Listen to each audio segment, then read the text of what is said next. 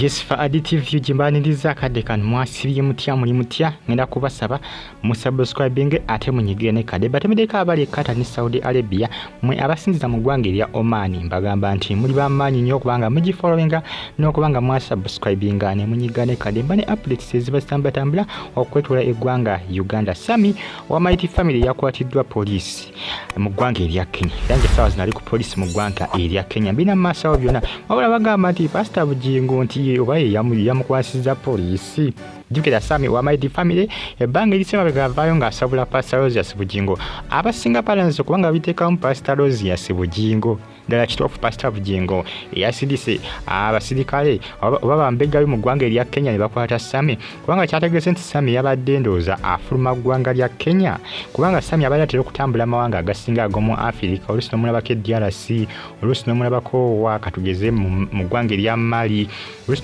nomulabako mu gwanga lya Burkina Faso olusi nomulabako mu gwanga lya Ivory Coast olusi nga atambula mawanga ga Africa abasinga bebuza Sammy center azijjawa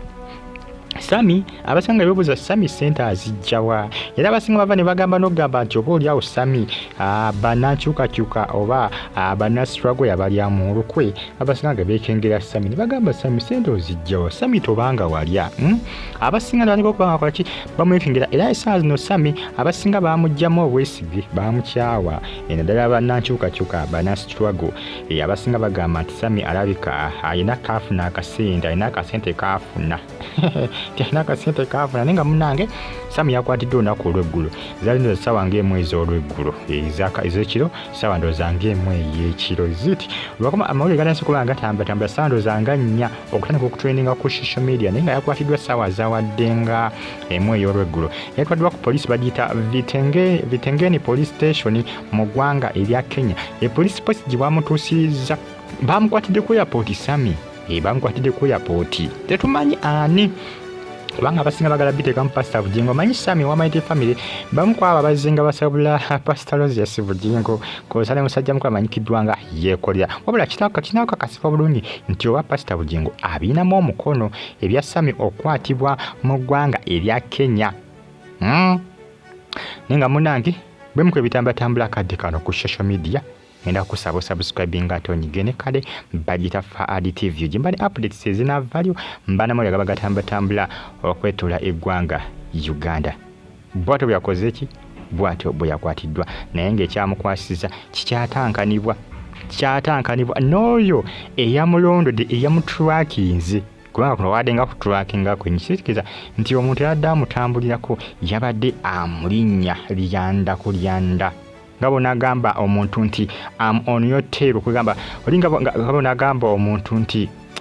ngomuntu wanakubuza nti okikoze nomugamba nti amono emutero oba okugamba amono atero kugamba obanga amulinnya eryanda banenge giba kyogeramu awo kugamba kubanga kutambulira ku muntu ng'omuli bampa ku bampa kati Sammy kiraga nti oli yabadde amutambulirako naye ng'amuli bampa ku bampa ng'amutambulirako amulinnya lyanda ku lyanda yabadde nga amutracking naye nga munange bemukwe bitambatambula kadde kano ku social media ne bagita fa additive era mwe nambi bagamba nti muli bamaanyi nnyo kubanga mugifollowinga comment section weri abaka muntera mu comment section yatozeka ngo gifollowinga Sammy Owa Mighty family watu byakwatiddwa police mu ggwanga lya Kenya olunaku olw'eggulo naye nga abasinga bali bamukyawa era nga kyategerekese nti musajja mukulu ono babadde bamutambulirako badde bamulinnya lyanda kwanza awo kiba kitegeeza nti Sammy baludde nga bamutambulirako bamulinnya lyanda kwenda kubanga Sammy atambula amawanga muntu wange kivula banne baali nabo mu struggle abasinga bakola kibatukesa ne bakwanya bamwekengera mikwano gye bwe babeera ennyo n'emikwano gye ne beewuza iyi Sammy walya Sammy tewalya abamwekengera tava ku nnyonyi tava ku nnyonyi oba sente azijanga basinga bakola ki beebuuza abasinga nga beebuuza kwegamba musajja teyakwatiddwa bw'atyo bwe yakwatiddwa poliisi mu ggwanga erya Kenya era ng'essaawa zino akyaliyo ku police post mu ggwanga erya Kenya naye nga abasinga babiyingiza mu Pastor Roses Bugingo kubanga Sammy ebbanga eriyise mabegaawo yabadde asabula Pastor Bugingo ebiseera byakulira mu Pastor Bugingo amasasi yamusabula nesekusabula yenna naye nga munnaye tulinze tulabe binaabivudde ku saidi zeeyo naye nga gegamu ku mawulire agatambulatambula ku social media okutwalizaamu musabire Sammy asobole okuba nga ateebwa kubanga mu ggwanga erya Kenya gy'ali kyaleka si birungi munnaye nga bamanyi naawe oluusi nga bakusibidde ku ggwanga oluusi nga si liryo ate ekkomera ne bwe bakusibidde ku ggwanga nga liryo era okutulugunyizibwa kubaayo mateeka boy kubaayo mateeka kati awo kyobula munnaye teri muntu toyinza mukwagaliza munno kkomera kubanga ku social media n'abeeyo abasinga aboogera obubi abasanyuka olwa Sammy okuba nga yakwatiddwa ekkomera toyinza kulyagaliza muntu ekkomera si kintu kyangu boy bugamba okyagaliza munno n'osanyuka nga munno akwatiddwa mwongere okuba nga musabira Sammy essaawa zino bimu bitambulatambula ku social media police post owa police station bagita Vitengeni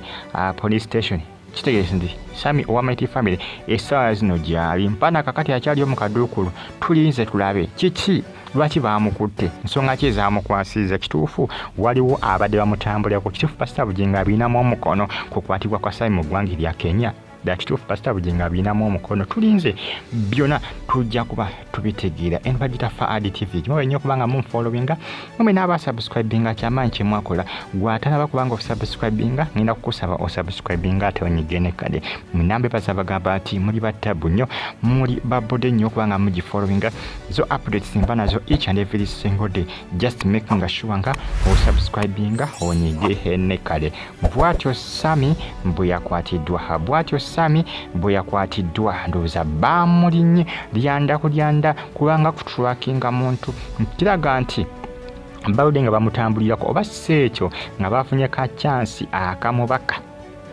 olunaku olw'eggulo naye nga abasinga baagala kubiyingiza mu Pastor Bugingo baagala kumuyingiza mu kubanga social media ababiyingiza mu Pastor Bugingo n'abo abajaganya olwa Sammy okukwatibwa ekkomera so addiye wala ekkomera si kintu kyangu kubanga essaawa nawe bayinza okukola ki okubaka ekkomera si kintu kyangu ekkomera si kintu kyangu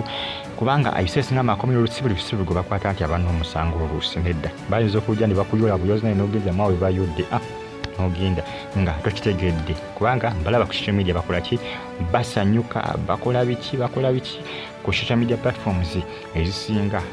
basanyuka olwa Sammy okwatibwa naye nga munnange ebyebyo ebitambulatambula akadde kano ku social media Sammy Owa Mighty Family ndowooza omulengera empingo nga zimuli kuli bamukwatidde ku airport ndowooza mu ggwanga erya Kenya yabadde afuluma mu ggwanga erya Kenya bagambye Sammy atera okutambula amawanga n'amawanga wadde amawanga ga Africa n'omulaba Kenya n'omulaba Tanzania n'omulaba Burkina Faso n'omulaba Mali n'omulaba mu ggwanga erya Ghana n'omulaba Nigeria kwegamba amawanga agatambula Mauritania kwegamba amawanga abadde agatambula amawanga gabadde agatambula naye amawanga ga Africa abadde agatambula nnyo amawanga aga Africa Sammy Owa Mighty Family musajja mukulu yoyo yakwatiddwa olunaku olw'eggulo poliisi mu ggwanga erya Kenya byebitambulatambula akadde kano ku social media abali ekkatambatomedeko Saudi Arabia abasinza mu ggwanga erya Oman mbagamba nti muli babode nnyo okubanga mugifollowinga abali ekkata abali mu ggwanga erya Saudi Arabia mu kibuga Riyadh mbagamba nti muli batabu abali Spain mu kibuga Madrid mbagamba nti muli bakabi nnyo abali mu ggwanga erya Germany ekibuga bakita Berlin mbagamba namwe muli bamutawana nnyo okubanga mugifollowinga bagita Faadi TV yuji subscribe atonyigene kale video no jimpereka like ne comment section weerya wakabontera mu comment section ate oserenga hoje followinga musabire Sammy asobola kubanga hateebwa wali mu ggwanga erya Kenya gyakwatiddwa mu ggwanga erya Kenya onako lw'eggulu mube bulungi sigala ngo gifollowinga ate subscribe ngo nyigene kale jimpereka like mweraba